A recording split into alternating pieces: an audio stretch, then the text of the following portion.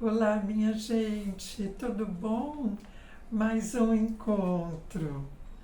Dessa vez para falarmos um tanto, sobre desejos, hábitos e vícios. Sabe aquelas coisas que a gente diz, eu quero mudar, eu não quero mais isso para mim, seja com relação a pessoas ou a hábitos e costumes. Eu não quero mais isso para mim, mas tudo fica na palavra e a ação, a atitude não vem. Como é que é isso? O que é que precisa ser visto e que não está sendo visto? Vamos olhar para isso mais de perto? Eu quero agradecer você que já está comigo, você que chega pela primeira vez, dizer que nós estamos disponíveis para atendimento individual, trabalho em grupo.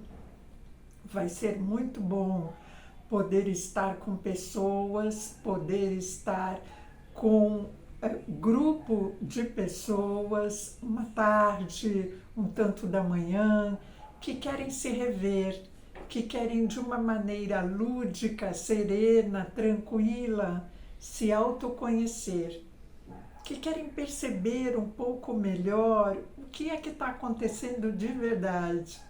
Então, fique à disposição para poder fazer contatos. E hoje a gente vai falar sobre essas coisas que provocam sofrimento, que provocam muitas vezes agonia, que estão relacionados à baixa estima, não é? Alguma coisa que dificulta que a pessoa tenha um movimento proativo, alguma coisa que dificulta que a pessoa tenha um movimento em seu benefício. Será que isso está sendo reconhecido? O caminho a ser seguido está sendo visto como uma possibilidade? Ou existe uma certa cegueira que impede que a pessoa reconheça o que é que está acontecendo de verdade?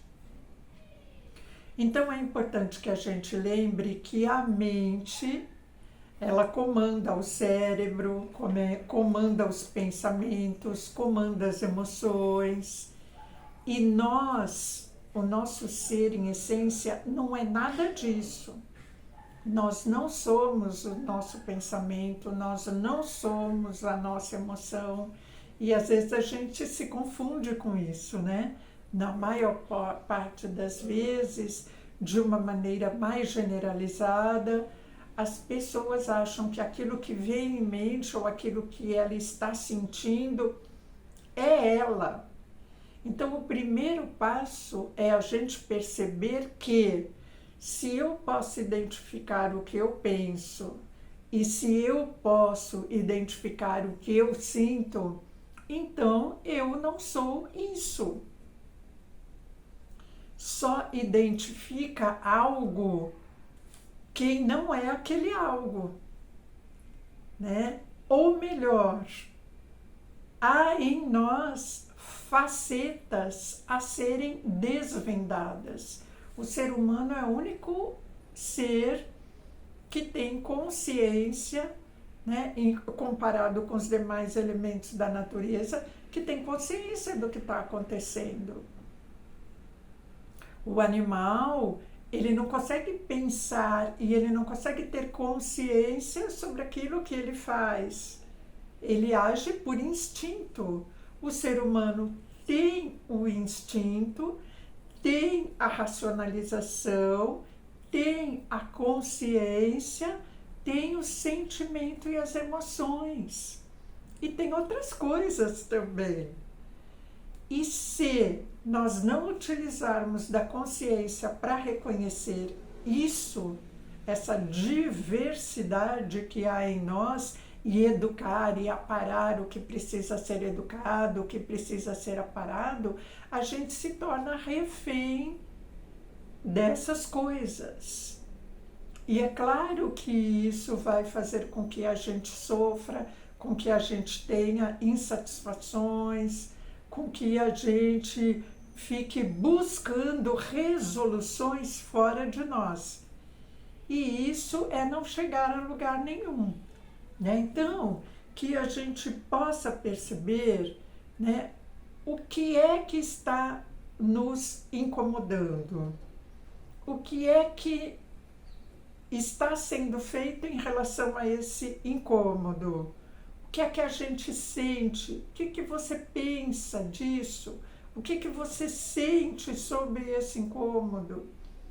Essa identificação ela é importante e ela é o começo de perceber que algo está acontecendo e eu quero entender o que é esse algo para intervir.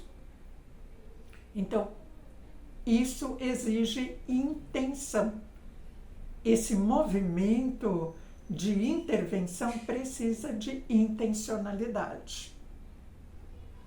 Então, será que você tem interesse em saber o que está armazenado em seu cérebro? Será que você quer saber qual é o seu banco de dados? Ou você vai armazenando ali, armazenando, e chega uma hora que nem você sabe o que tem ali, né? Volta e meia, não é feita limpeza nenhuma, então só vai acumulando, né? Só tem acúmulo. E a gente nem lembra mais o que tem lá. Quais os seus pensamentos mais corriqueiros? Né? O que você pensa mais frequentemente? Você já parou para pensar? Ou você entra no barco dos seus pensamentos sem nem perceber que está entrando? Onde está entrando? Qual a sua rotina horária? Você tem rotina horária? É com relação ao trabalho que você tem rotina?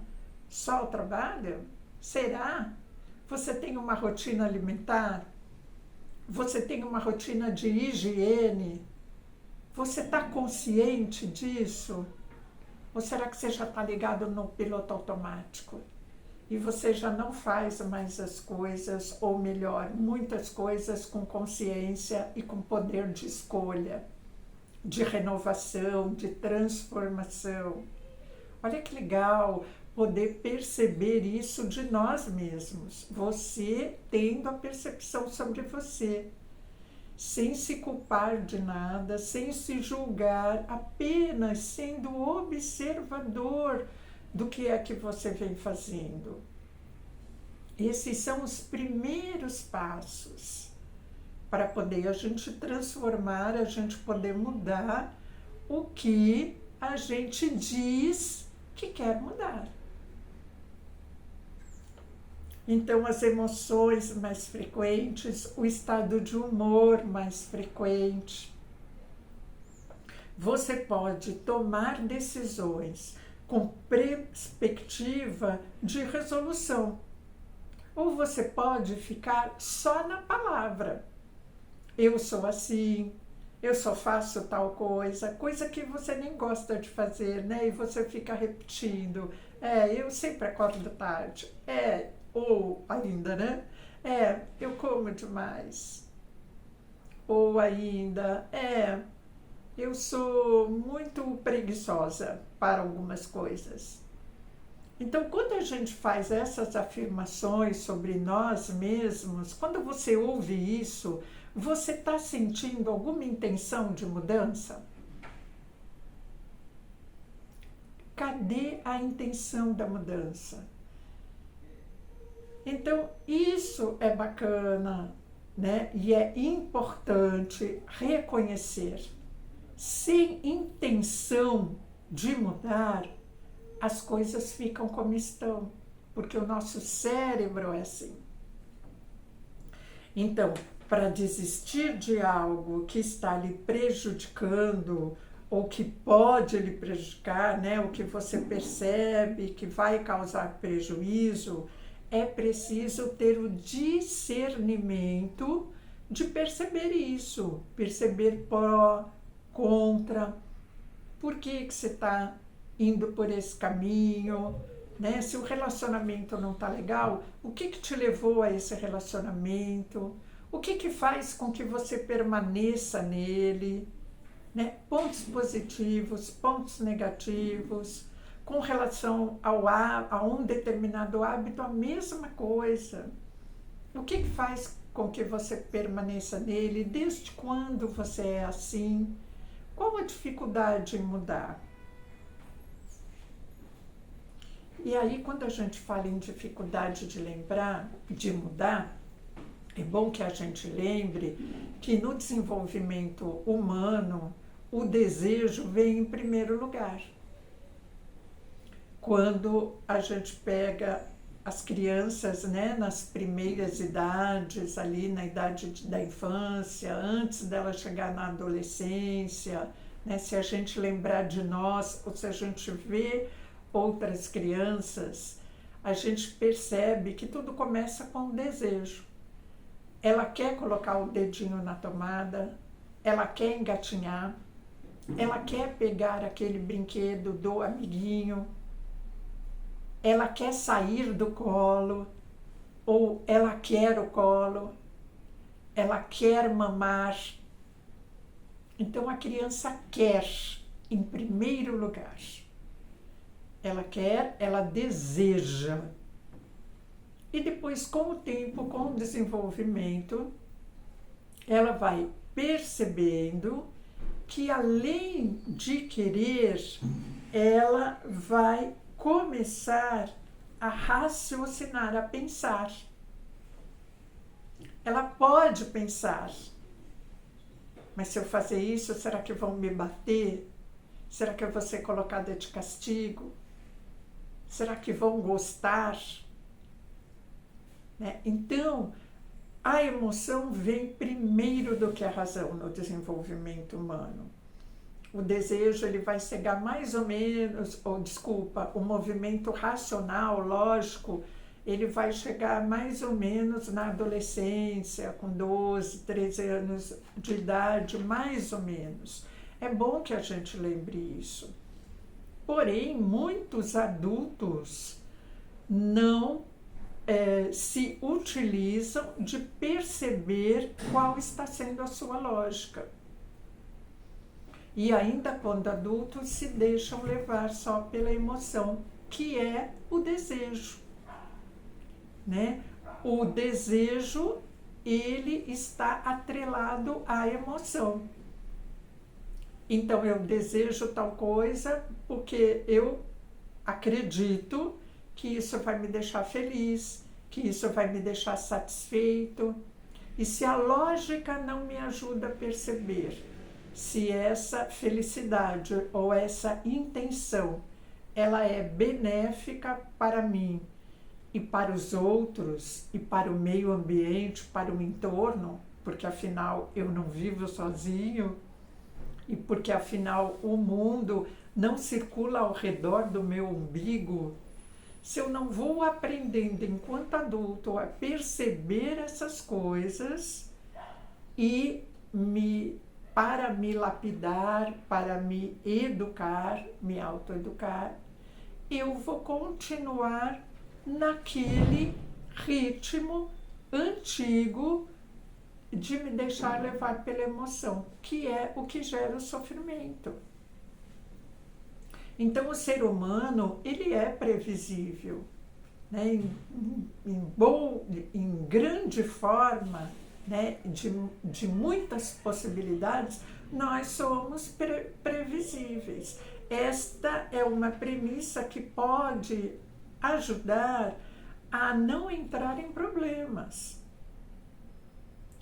Se eu fizer tal coisa, eu posso me prejudicar. Né? Se eu atravessar a rua sem olhar para os lados, eu posso me prejudicar. Né? Se eu fazer tal coisa com relação a tal pessoa, sem perceber se ela vai gostar daquilo ou não, eu posso me prejudicar, porque ela não vai gostar, isso vai causar atrito. Né? Se eu não me vejo em separado da pessoa com quem eu convivo, seja meus pais, né? Seja meu amigo, meu companheiro, meu filho. Se eu não identificar que nós somos pessoas diferentes, com desejos, com intenções, com perspectiva de vida diferentes, eu posso me prejudicar. Porque eu vou querer fazer coisas, muitas vezes, em meu benefício ou apenas em benefício da pessoa, e alguém vai sair anulado disso daí, né? Vai provocar atrito. Então, existe uma coisa que a gente chama de homeostase. O que é homeostase? É a intenção de que tudo fique como está, né? Em grego, homeo é o mesmo e estais é ficar. Então, ficar como estar. O ser humano ele tem uma tendência à homeostase, que é aquela situação de conforto, né? E se está tudo bem nesse conforto, ok, realmente não há o que mudar, não é verdade? Mas se esse conforto me leva a perceber que eu não estou bem aqui com relação ao meu trabalho, que eu não estou bem na minha relação conjugal, que eu não estou me sentindo satisfeita com a vida que eu tenho, então é sinal que eu estou refém dessa homeostase, porque ela me puxa para o passado, para manter as coisas como estão. Isso é um movimento da mente. Então, olha que bacana a gente perceber isso, porque senão a gente fica achando que é algo que de repente pode ser só nosso. Só nossa é a escolha de ficar como está ou de fazer algo em benefício próprio. Isso é só nosso, isso é individual. Mas as reações, nós somos meio que programadinhos para ter algumas reações que são previsíveis no contexto social, considerando o contexto cultural, considerando a forma como funciona as emoções que temos, né?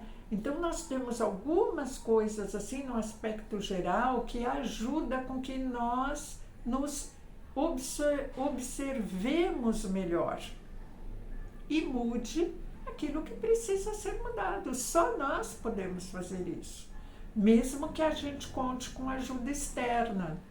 Tudo precisa começar com a nossa intenção. Então, os pensamentos automáticos não sou eu.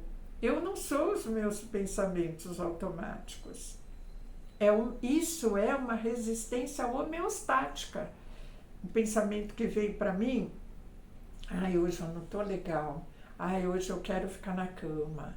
Ai, tal pessoa, eu acho que está pensando tal coisa de mim. Esses pensamentos automáticos que vêm o tempo inteiro, eu preciso pagar tal conta, né? Eu preciso perceber que são pensamentos automáticos. Eu tenho o tempo certo para fazer essas coisas. Eu tenho o momento certo. Eu não preciso ficar me torturando o tempo inteiro que o pensamento vem. Eu preciso dar conta que ele veio e perceber, planejar o que eu vou fazer. Ele é procedente, não é procedente, né? Eu preciso ter o discernimento. E aí, então é preciso ter os argumentos que me assegurem ir em frente. É preciso ver os ganhos que eu terei quando eu resolvo, não vou por esse caminho. Não, isso é uma construção mental que está sendo criada pela rotina, pela homeostase, pela rotina, pela crença que me atrela a repetir sempre a mesma coisa. Eu preciso reconhecer essa perspectiva também, eu preciso desvendar isto. Isso também está em mim. Isso também é uma possibilidade que eu tenho de reconhecer o que é que está acontecendo de verdade. Então, nós somos autorresponsáveis e isso precisa ser praticado. Essa autorresponsabilidade precisa ser praticada. O ambiente não está no meu controle, o ambiente externo, mas eu preciso aprender a me controlar, a me posicionar. Eu preciso aprender a gerar a atitude correta no momento correto. Eu não intervenho, eu não posso controlar o ambiente externo, mas eu posso controlar a mim, me gerenciar, me direcionar. Então, o mundo oferece tudo, as boas coisas e as más, vamos chamar assim. Nada é só bom ou só ruim. Depende de quem está escolhendo, do momento que está escolhendo. Não existem rótulos definitivos para as coisas. Mas eu vou colocar dessa maneira só para poder, talvez, facilitar a identificação. Nada é só uma coisa ou outra, e o mundo oferece as múltiplas possibilidades. Eu preciso perceber o que para mim, naquele momento, naquela situação, nesta situação que eu estou, é o prudente fazer. E preciso seguir nesse caminho, né? Não me perder na direção.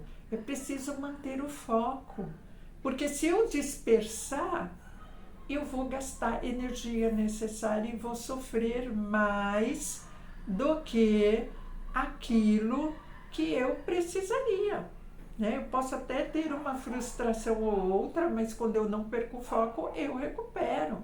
A frustração, ela é uma tendência de vir do meio ambiente, porque eu não controlo as coisas de fora, certo? Mas quando eu aprendo a me gerenciar, eu retomo de novo as coisas, retomo o meu foco. Então, vícios são criados por essa certa preguiça de mudar as coisas, por essa entrega ao prazer, desmedido. A entrega ao prazer desmedido, ela gera vícios, né? E o vício, o que é? É alguma coisa que começa a controlar você. Então, se a gente consegue ir se observando inicialmente, né, ter esse poder da observação, a gente pode evitar entrar em ciladas como essa do vício, que é aquela rotina que eu hesito em mudar. Eu continuo comendo aquilo que eu não posso comer, eu continuo fazendo aquilo que eu não posso fazer em relação ao cumprimento de horários, em relação à forma de me cuidar, porque eu sempre fiz assim.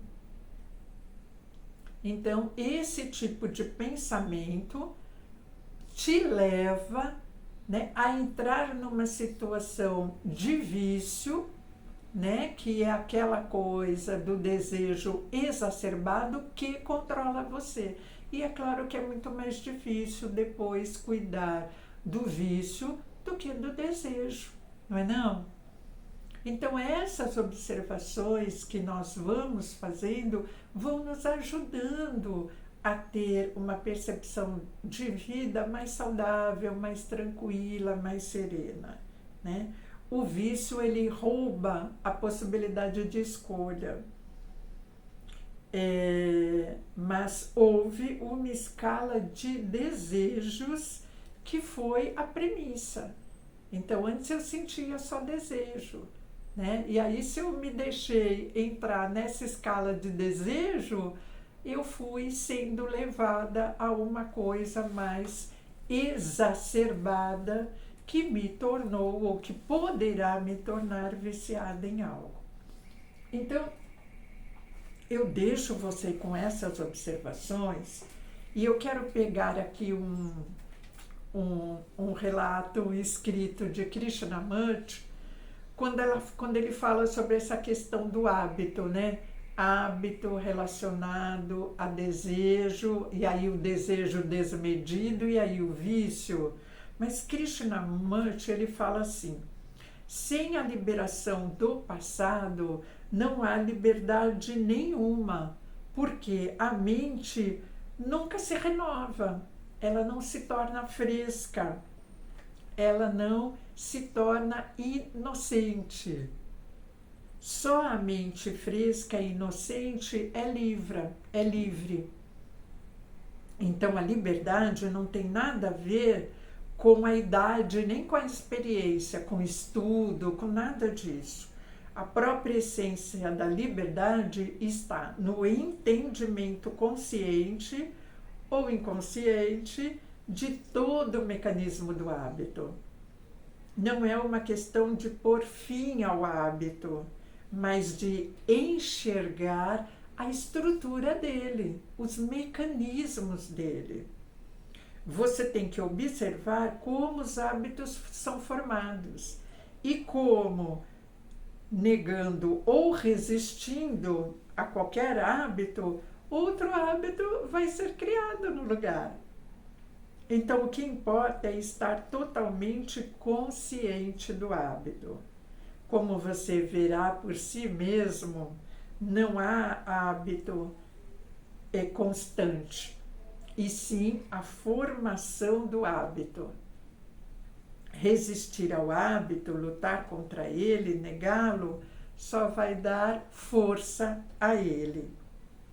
Então, só a mente embotada e preguiçosa cria e se apega ao hábito.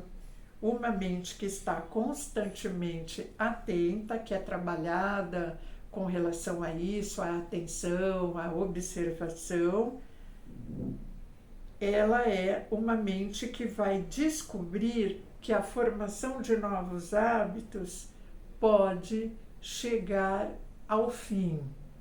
Eu diria, a formação de novos hábitos pode ser uma coisa que dependa da sua escolha. Pode ser uma coisa que pode ser mudada o tempo inteiro. Eu gostaria que você observasse isso. Krishnamurti deixa algumas dicas aqui para nós. Vários autores também deixam várias dicas para nós. O yoga, que eu trago aqui, que já faz parte de minha vida e compartilho com vocês, ele ajuda muito na tomada de consciência. Exercícios respiratórios, meditação. Então, faça suas escolhas. Faça suas escolhas de uma maneira que você possa perceber que você está evoluindo, que você está se aprimorando e que, de fato, a vida oferece coisas, presentes maravilhosos e infinitos a cada dia. Cada dia é um presente. Que você possa observar isso. E eu vou ficando por aqui. E semana que vem a gente se encontra com um novo vídeo. Grande beijo.